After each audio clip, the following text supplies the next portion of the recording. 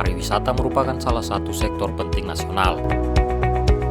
Kurun waktu 2019, sektor pariwisata menyumbang devisa negara sebesar 5,25%. Hal tersebut tidak lepas dari kunjungan wisatawan nasional maupun mancanegara. Di Sulawesi Tenggara, potensi pariwisata cukup besar berada di wilayah kepulauan, salah satunya di Wakatobi yang masuk dalam 10 top destinasi nasional. Wakatobi memiliki sumber daya alam bawah laut yang menjadi andalan destinasi di Pulau Tukang Besi tersebut.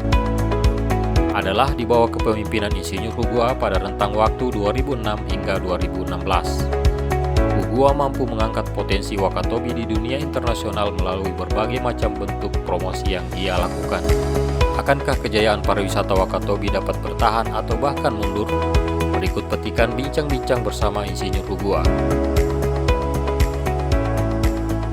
Ya, jadi kalau kita lihat Sulawesi Tenggara ya, maka potensi Sulawesi Tenggara ini dalam pandangan saya sebagai orang yang pernah jadi bupati 2 periode di Wakatobi ya, yang hanya punya kekuatan dan potensi laut saja. Saya melihat Sulawesi Tenggara ini dari semua aspek ya. Pertama dari aspek pertambangan, dari aspek perikanan kelautan, dan dari aspek pariwisata. Ya, termasuk perkebunan tentunya. Tapi kalau pertanyaannya ini fokus kepada pariwisata, maka saya katakan bahwa Sulawesi Tenggara itu benar-benar sebagaimana yang disampaikan oleh Bapak Nur Alam, Gubernur satu periode yang lalu, mengatakan bahwa Sulawesi Tenggara itu adalah masa depan Indonesia. Saya ternyata setuju itu. Karena apa? Karena potensi pariwisata di Sulawesi Tenggara menurut saya melebihi dari potensi kawasan pariwisata di kawasan lain. Ya, sebutlah beberapa yang sekarang sudah maju. Persoalan waktu aja. Coba kita bicara tentang potensi pariwisata Sulawesi Tenggara ya. Pertama, Wakatobi sudah terbukti ya. Wakatobi sebagai 10 top destinasi pariwisata nasional. Hanya satu potensi yang bernama laut. Laut saja dengan hanya kekuatan Wakatobinya sudah bisa mengangkat Sulawesi Tenggara sebagai 10 top destinasi pariwisata nasional. Dan sekarang Wakatobi itu menjadi kawasan strategis pariwisata, KSPN. Ya.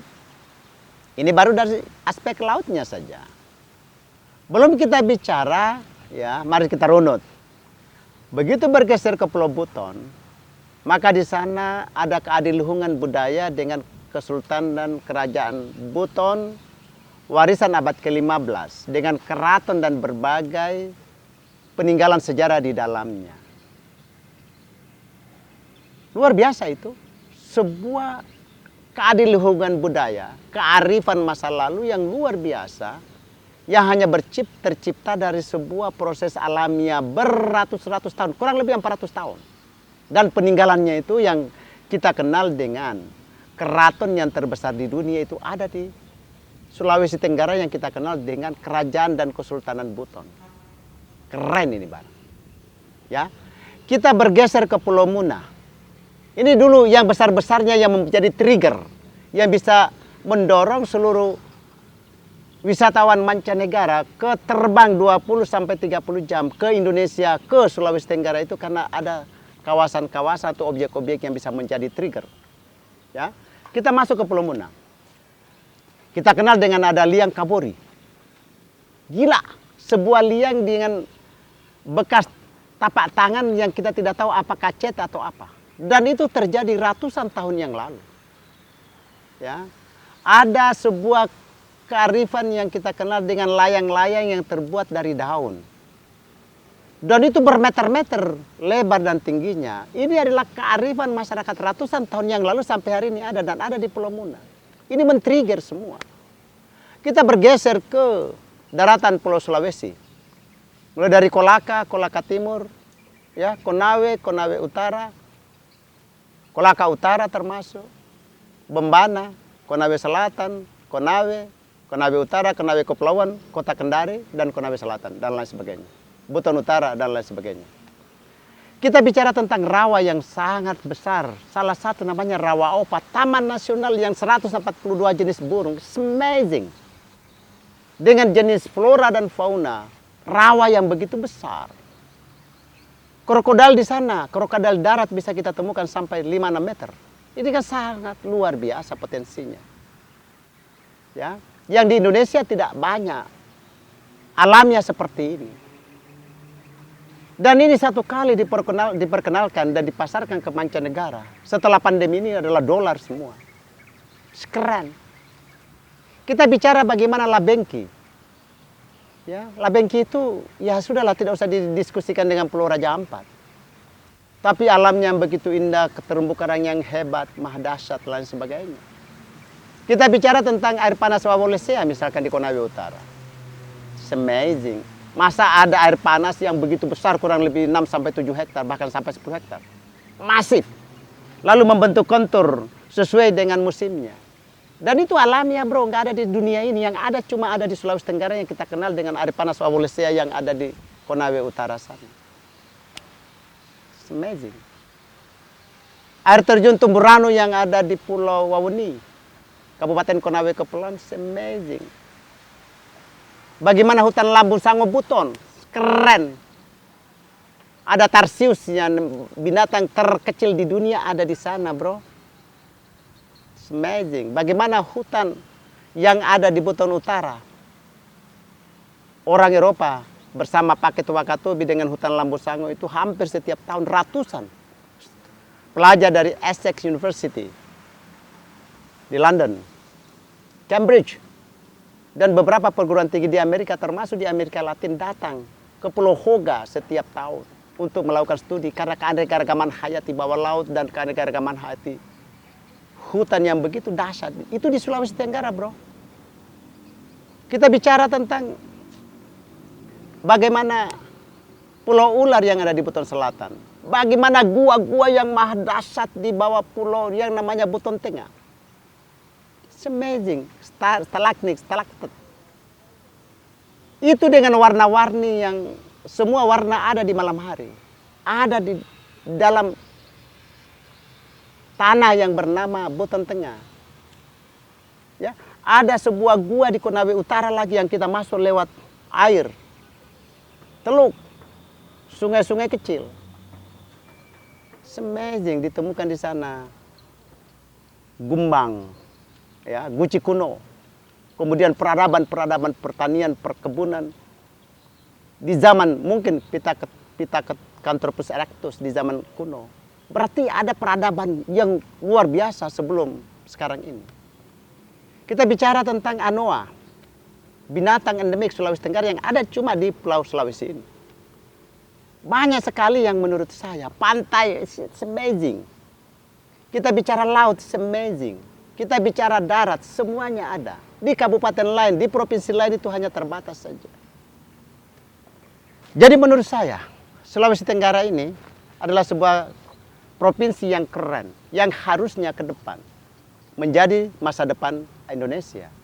Karena saya katakan bahwa tambang iya, tapi kita tidak bisa mengandalkan tambang sebagai suku guru ekonomi.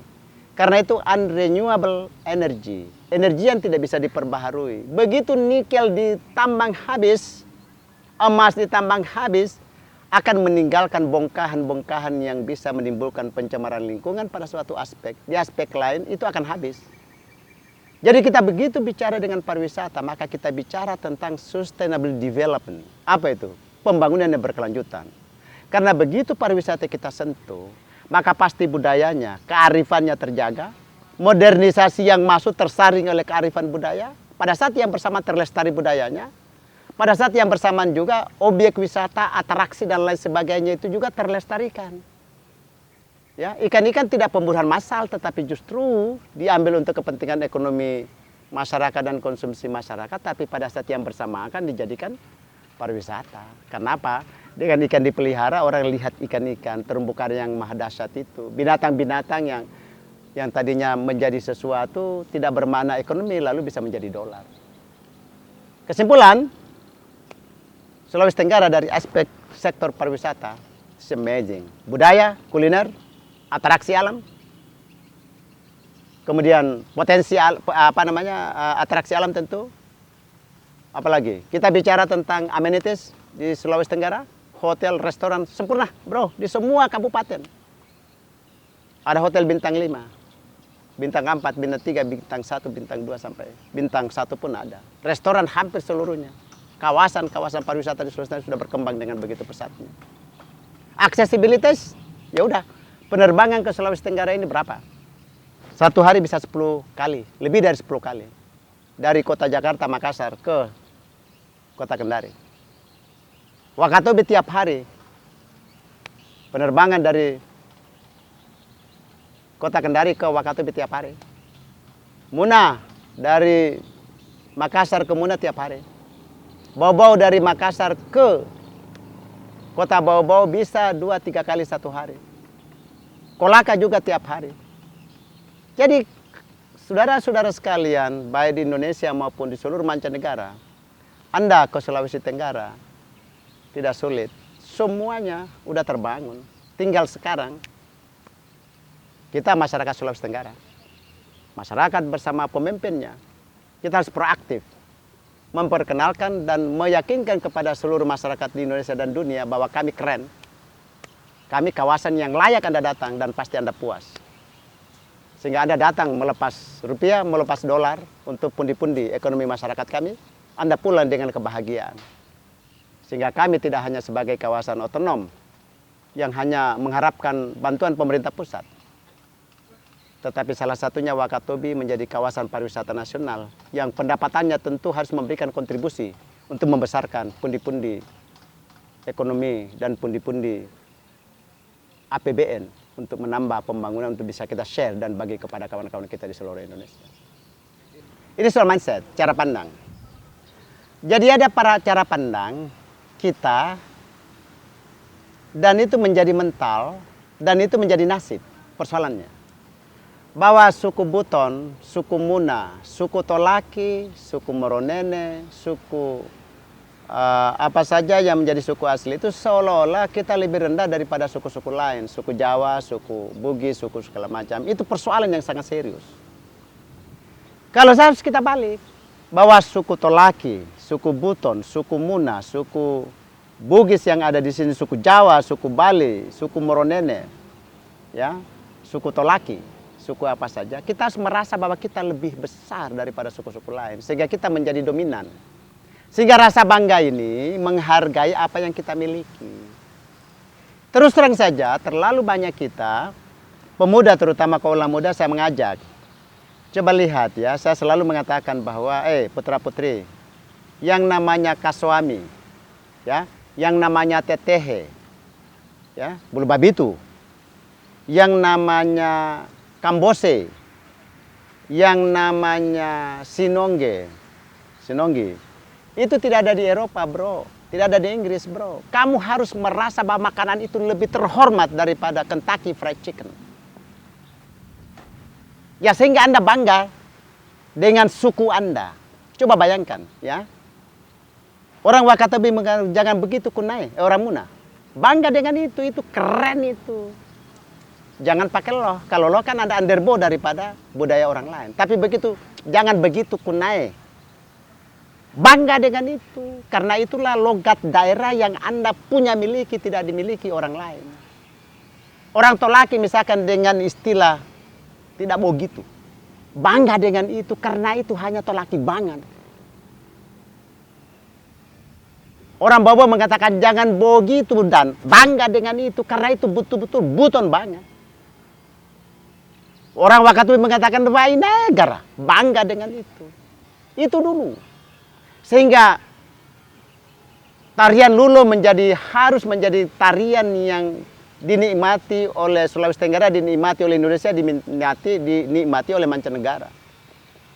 Tarian Lereangi, ya, makanan-makanan lokal misalkan apa di sini contoh, ya, Karasi misalkan, Cucuru misalkan, perkenalkan dan bangga, rasa bangga dulu, jangan ada rendah diri sudah habis, tidak ada apa-apa yang bisa dijual. Tapi begitu bangga dengan Karasi, bangga dengan Cucuru, Apa ini? Kenapa gua bangga sekali? Saya mau rasa, begitu rasa enak bro. Begitu Anda pengaruhi taste. So you're selling something. You're selling something and you're selling something. And confidence. So your confidence is the best tribes, is the best guys in the world. Jadi kunci menjual daerah, menjual kawasan, percaya diri dulu, pede dulu. Masa kita tidak pede dengan cerita kehebatan pariwisata seperti yang saya katakan tadi? Bicara pantai, bicara laut, bicara darat, bicara pasir, bicara gunung, bicara sungai, bicara atraksi apa saja, budaya, kuliner. It is everything, all of them available in Southeast Sulawesi Province. Kenapa Anda tidak pede? Putra-putri Sulawesi Tenggara, percaya dirilah. Anda pasti leading. Oleh karena itu maka, kembali, Anda bangga dengan makanan lokal Anda, putra-putri Tolaki bangga dengan sinonggi Anda.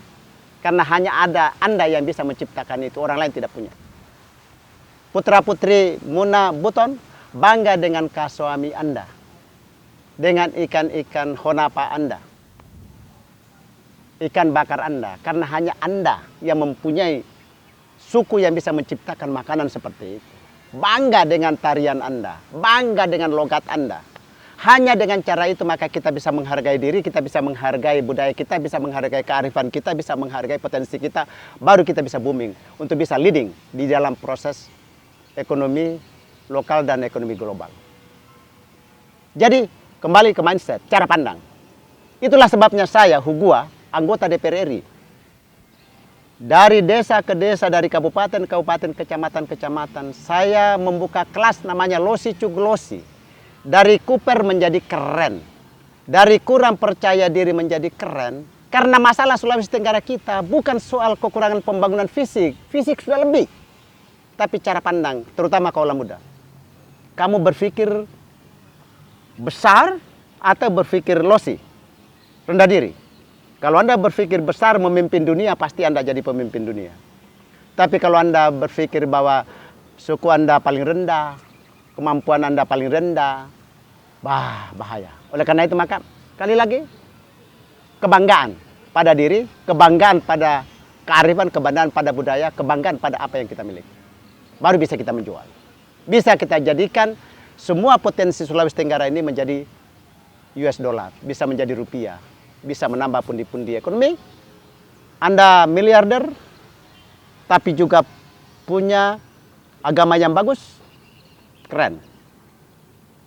Keren di dunia, masuk surga di akhirat. Wah, keren. Jadi gini, pariwisata ini adalah salah satu sistem ekonomi yang bisa menghiting, mendorong semua sektor. Contoh, satu orang tamu ke kota Kendari, maka pasti makan ikan. Pasti makan ayam, pasti makan sayur, pasti makan beras, nasi ya, pasti makan buah, pasti minum Coca-Cola, pasti minum air. Semua itu ada di warung, semua itu ada di petani, ada di nelayan, ada di rumah makan, ada di transportasi, ada penerbangan, semuanya. Datang 100 orang satu hari ke Sulawesi Tenggara, bawa 1 juta satu orang. Satu hari, maka ada 100 juta. Ini semua terbagi rata habis. Yang makan jagung petani, yang makan ikan ini, yang beli Coca-Cola di warung. Oke ya. Yang punya rental mobil jalan, yang punya pesawat hidup, yang punya jaga-jaga objek wisata hidup. Semua terlempar duitnya. Satu ya. Yang kedua, pariwisata sektor jasa. Yang APBN 20,8 ribu triliun ini kan rata-rata dari sektor migas 70%.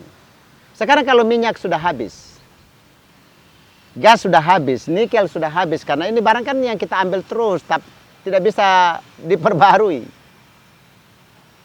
Maka kalau APBN sangat tergantung kepada 80% migas, 70 sampai 80% dan gas, maka negara ini kolaps. Negara ini bangkrut pada suatu saat.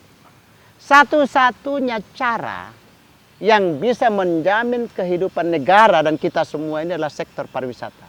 Karena sektor pariwisata akan mendorong pertanian, akan mendorong perikanan, akan mendorong kehutanan, akan mendorong pendidikan, akan mendorong, atau kita berpendidikan untuk mendorong saling mendorong ini. Oke ya, kenapa menjadi sektor pariwisata itu menjadi strategis? Kota Paris apa bro?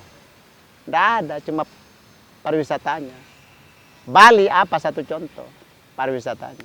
Sektor pertanian, perikanan, perkebunan, kehutanan, semuanya bergerak. Kedua, kalau sektor pariwisata yang kita genjot, pertanian lestari, perkebunan lestari, kehutanan lestari, kebudayaan lestari, seluruh sektor. Oleh karena itu maka bicara dengan pariwisata bukan lawan A, lawan B, tetapi dia holistik.